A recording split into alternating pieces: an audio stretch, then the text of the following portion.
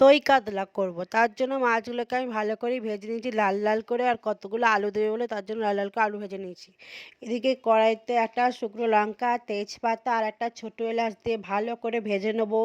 ভেজে নেওয়ার পর পেঁয়াজ করা পেস্ট তার দিয়ে দেবো।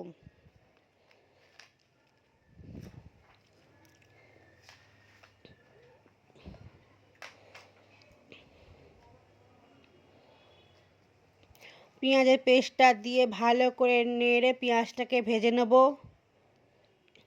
পেঁয়াজটা একটু ভাজা ভাজা হয়ে গেলে এর মধ্যে আদা আর রসুনের পেস্ট 1 চামচ করে দিয়ে দেব।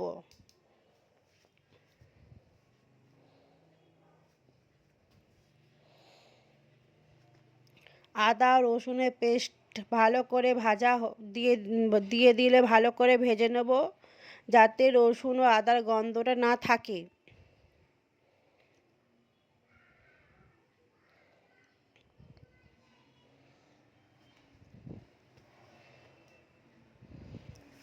ভালো করেই ভেজে নিতে হবে।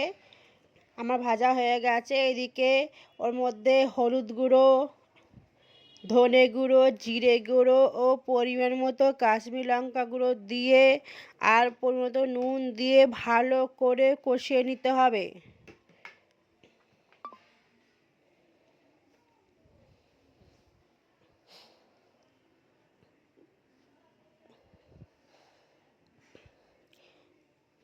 তারপর সামান্য একটু জল দিয়ে দেবো, যাতে মশলাটা কড়াইয়ের মধ্যে না লেগে যায়।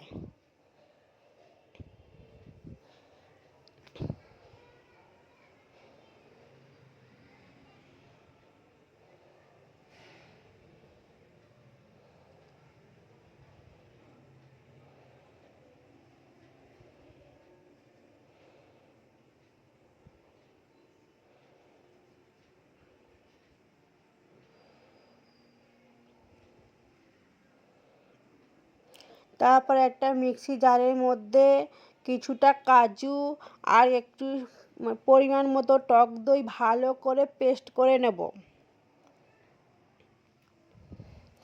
আমি আগে থেকে এটা পেস্ট করে নিয়েছিলাম।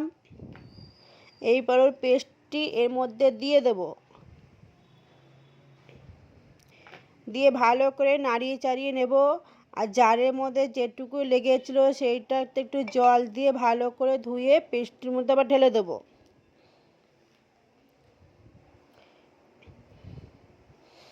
ভালো করে ফুটিয়ে নিতে হবে।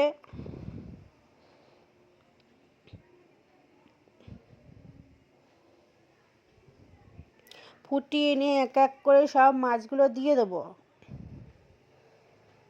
আর আলুগুলোও দিয়ে দেবো, যাতে আলুগুলো গলে যায়।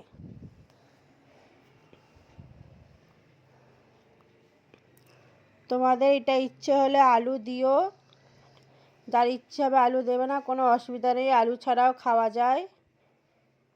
তবে শেষে নামিয়ে নেব।